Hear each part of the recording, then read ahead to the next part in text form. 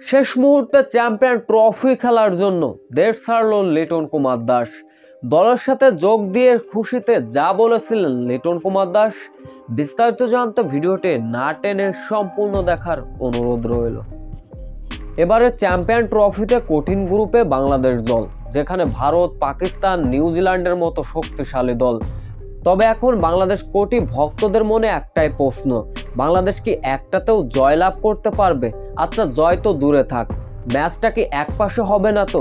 Fighting করতে পারবে কি টাইগাররা? এমন প্রশ্ন কোটি বাংলাদেশ ক্রিকেট ভক্তদের মনে। তবে বাংলাদেশের চ্যাম্পিয়ন ট্রফির জন্য যেখানে দল ঘোষণা করা হয়েছিল, বাদ পড়েছিল লিটন কুমার দাস আর সাকিব আল হাসান, তো অনেক আগেই রাজনৈতিক কারণে বাংলাদেশের দল থেকে দূরে চলে গিয়েছিলেন। তবে এই মহাদুই তারকা ছাড়া কেমন করবে বাংলাদেশ? রাতে চ্যাম্পিয়ন ট্রফির উদ্দেশ্য দেশ ছাড়ছে বাংলাদেশ দল, যেখানে শেষ মুহূর্তে দলে অন্তর্ভুক্ত করা হয়েছে। তবে শেষ মুহূর্তে দলে অন্তর্ভুক্ত করা হয়েছে wicket keeper batter Liton Kumar দাসকে। তবে মূল স্কোয়াডে নয়, তিনি ব্যাকআপ হিসাবে যাচ্ছেন। হয়তো কেউ গুরুতর আহত হলো বা কেউ ইনজুরিতে পড়লেন, সেক্ষেত্রে হয়তো খেলাতেও পারে লিটন কুমার দাসকে। শেষ মুহূর্তে এমন অবস্থায় কথা বলেছেন লিটন কুমার দাস। তিনি বলেন, আমি দলের সঙ্গে যেতে পারছি, এটাই আমার কাছে অনেক কিছু। তবে কেউ ইনজুরিতে পড়ুক, আমি এমনটা চাই না।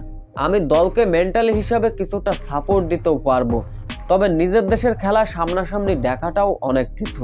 দলের সঙ্গে আছি, এই তো বেশ।